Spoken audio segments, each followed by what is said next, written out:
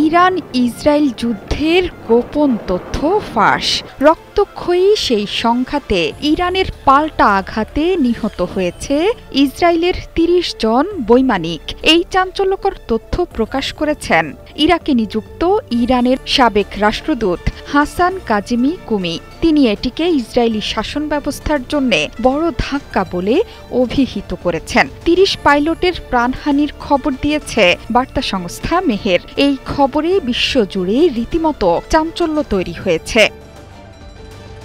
যুদ্ধ চলাকালেই ইরানের পক্ষ থেকে দাবি করা হয়েছিল ইসরায়েলে বেশ কয়েকটি যুদ্ধ বিমান ভূপাতিত করার। এছাড়া ইরান ইসরায়েলের অন্তত ৫টি সেনা এবং বিমান ঘাঁটিতে মিসাইল হামলা চালায়, যার খবর প্রকাশ করেনি ইসরায়েল। পরে প্রভাবশালী গণমাধ্যম টেলিগ্রামে এই নিয়ে সংবাদ প্রকাশ হলে বিশ্বজুড়ে হইচই বেঁধে যায়। এরই ধারাবাহিকতায় সামনে আসলো এমন ঘটনা।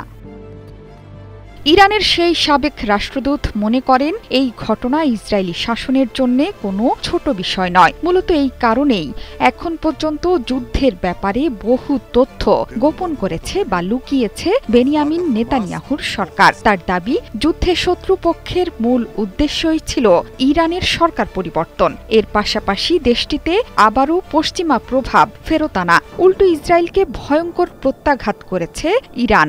ইসলামী বিপ্লবের নেতা আয়াতুল্লাহ আলী খামেনির নেতৃত্বে বড় আঘাত হেনেছে ইরানের সশস্ত্র বাহিনী। শত্রুর অঞ্চলভিত্তিক বড় পরিকল্পনাও ভণ্ডুল করে দেয় তেহরান।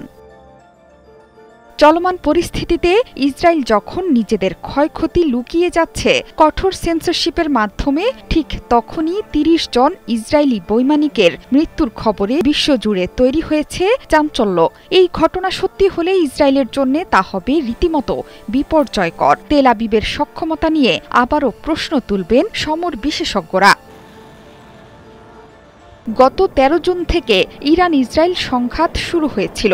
১২ দিনের যুদ্ধে ইসরায়েল ইরানের সামরিক, পারমাণবিক এবং আবাসিক এলাকাগুলো লক্ষ্য করে বিমান হামলা চালিয়েছে। এর জবাবে পাল্টা আঘাত হানে তেহরান। ইরানের মিসাইল বানে যখন ক্ষতবিক্ষত হচ্ছিল ইসরায়েল, ঠিক তখনই এই যুদ্ধে জড়িয়ে পড়ে মার্কিন যুক্তরাষ্ট্র। ডোনাল্ড ট্রাম্পের নির্দেশে ইরানের নাতাঞ্জ, ফোর্দো এবং ইস্পাহানের ৩টি পারমাণবিক স্থাপনায় হামলা চালায় যুক্তরাষ্ট্র।